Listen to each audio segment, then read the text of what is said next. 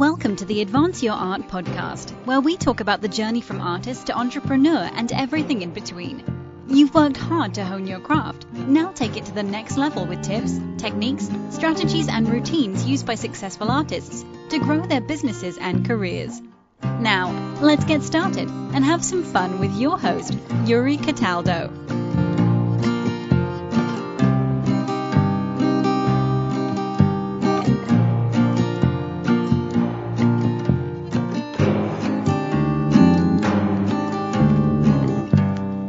Well, hello, Ebong. Welcome to the show. How are you today? I am well. I'm well. Thanks for having me. Before we start anything, I just want to thank you for giving me your time and for your persistence in doing this. And anybody else who's listening who believes that they want to speak to you, I think they should. And I'm really appreciative that you took the time to speak with me. Of course, it's my pleasure. You beat me to the punch. Usually, I'm the one thanking all my guests, so I'm flattered. Thank you so much, and thank you again for agreeing to come on here. I know you're a very busy person, and it's great to have you on the show. So, for my listeners who are not familiar with your background and your work, how do you describe yourself and what you do? So I'm a CPA by trade, and that's one of my main areas of focus. And so I run a tax resolution business called Economics Tax Relief. So economics is it's a play on my name, EKANOMICS, tax solution. So in essence, we just help people and small business owners deal with IRS audits, deal with IRS enforcement actions, and kind of give them the peace of mind when dealing with the IRS, because when you say IRS, people start freaking out, start crying, and all this other stuff. And there's a way to deal with them effectively in order to get a resolution that you like, and that's basically what we do. We advocate for American taxpayers and even foreign taxpayers. Yeah. Oh, that's awesome. I have dealt with the IRS a few times in my life, and yes, it's never something that's enjoyable. Yes, and one thing to add to that, just for an aside, is that everything is the service. We call it the service. So the IRS literally has hired 15,000 new agents this year alone. They've increased their budget. They're going after enforcement. They're going after a whole host of different industries, including people who engage in crypto. They've already sent letters for that, foreign bank accounts, and even just regular people who have small businesses where there's threat of financial malfeasance, so to speak. So there's no time like the present for especially our industry. It's going to be crazy. Mm-hmm. Yeah. Okay. So before we get in, I guess, into more of those details, let's start from the beginning of your career. What initially made you want to become an accountant? Funny enough, the main reason, and I get this question a lot when I do interviews. Yeah. And when I tell it, people start laughing, but this is the reality. I wanted to be able to get a job so I could eventually emigrate to the United States. Okay. That's a great reason. Yeah. And I have obviously everything was done legally. I'm a citizen now. I naturalized, got my green card through an employer 10 years ago or so. But literally, I was methodical in what I decided to do. I was my freshman year in college, and I'm originally born and raised in Canada, in Toronto, but I'm of Nigerian descent.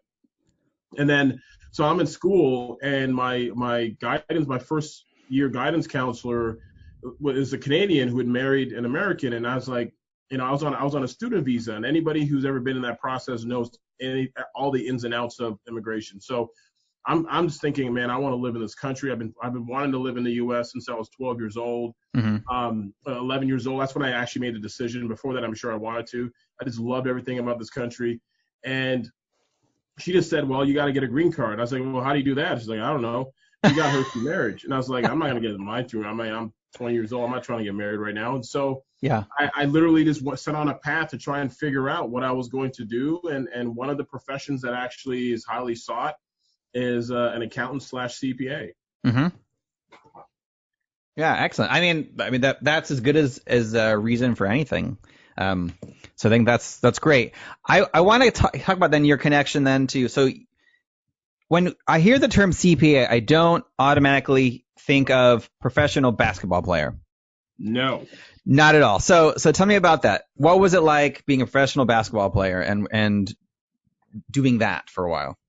It was, so again, you're going to see a common theme. A lot of the things that I've done in my life, there's three major areas in my life where I've achieved success despite the odds being against me. Mm-hmm. And the general theme in that is, funny enough, I ended up creating like a small little pocketbook that actually explains that. But yeah, I'm sorry, as I'm talking, I'm thinking of things. It's funny, before I continue the story, my wife always like is marveled because I'll say things that I've forgotten I've already done. Mm-hmm. And she'd be like, "What? You did that? Where'd you go here? How'd you?" And then I tell her, "Oh yeah, this and this person, that person." And we'll watch a television show. "Oh yeah, I did a class with that person." They're like, "What?" And so the things I forget. So that's kind of part of the story. So Sure. The general theme in the three areas of my life, three major things in my life, now Mm-hmm. that I'm cognizant enough to apply, is I literally made a decision about what I wanted. And then despite the odds, and then I found a process to follow that would increase the likelihood of me getting there. Mm-hmm. And then I added massive amounts of action to it, like exorbitant things. I burned the ships, as you know, Tony Robbins says. I did all that stuff. I just committed. So to the point of basketball, I played basketball, college basketball, at a small school called Calvin College, now Calvin University, Mm-hmm. in Grand Rapids, Michigan. Mm-hmm. And when you talk about obscurity, I'm in obscurity. Like if you live in the Midwest, you're familiar with them. Other than that, you've never heard of that school. And I'm willing to bet no one else you know in your life have heard of that school. And again, it's a great school, but no one's heard of it. And so if you haven't heard of it, you think some foreign professional team in Europe or in Asia is gonna have heard of it? Probably not.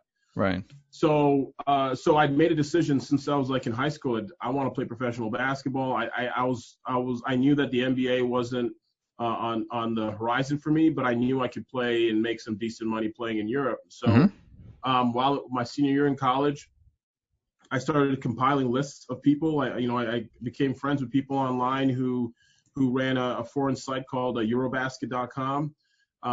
This is like in 1999, 1998. Mm-hmm. And the internet still kind of in its infancy.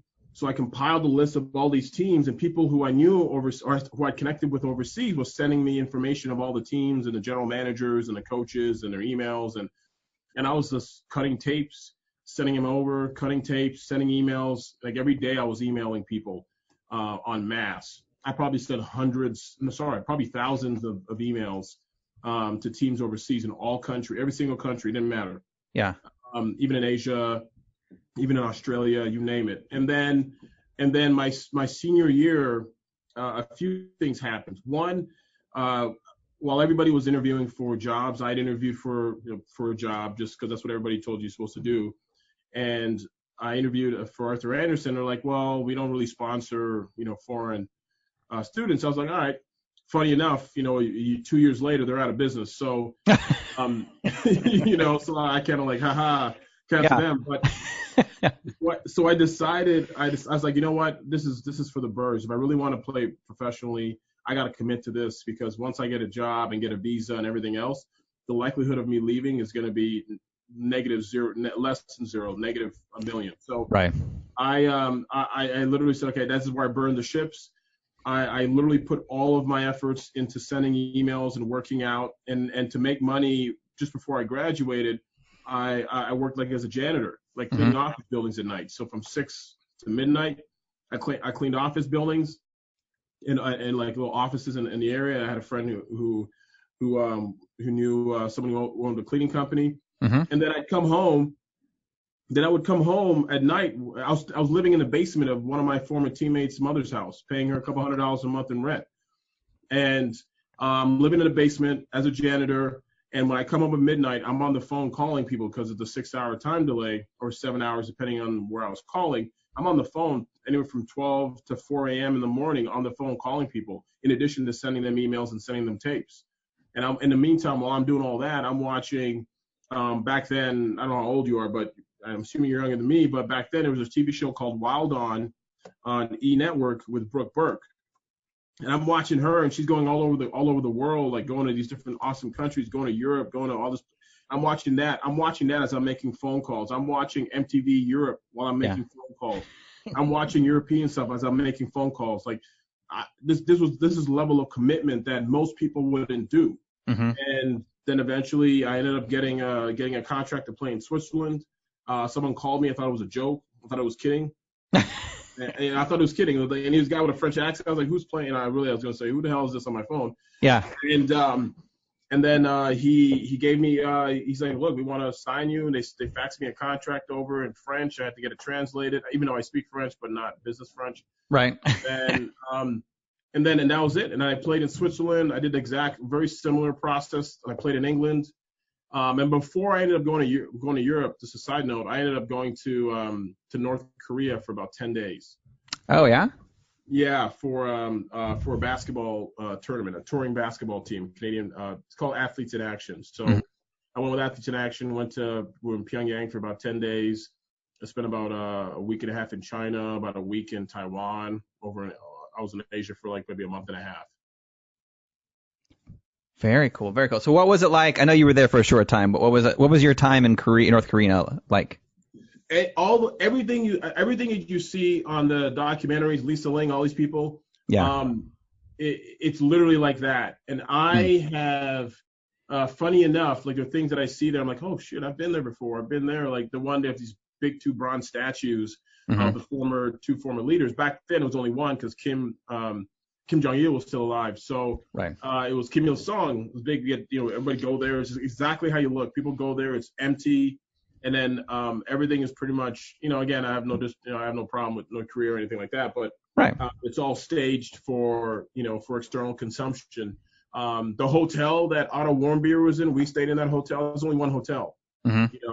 Everybody stays in that same hotel. All the floors are bugged. All the rooms we're told that beforehand, but you have to decide how you want to behave. It's up to you. Like, you want to act like you're an American, then go ahead and act like an American. And then, so we were warned all this going in there, and we played the national team. We played in front of 30,000 people, screaming North Koreans. We ended up losing, funny enough.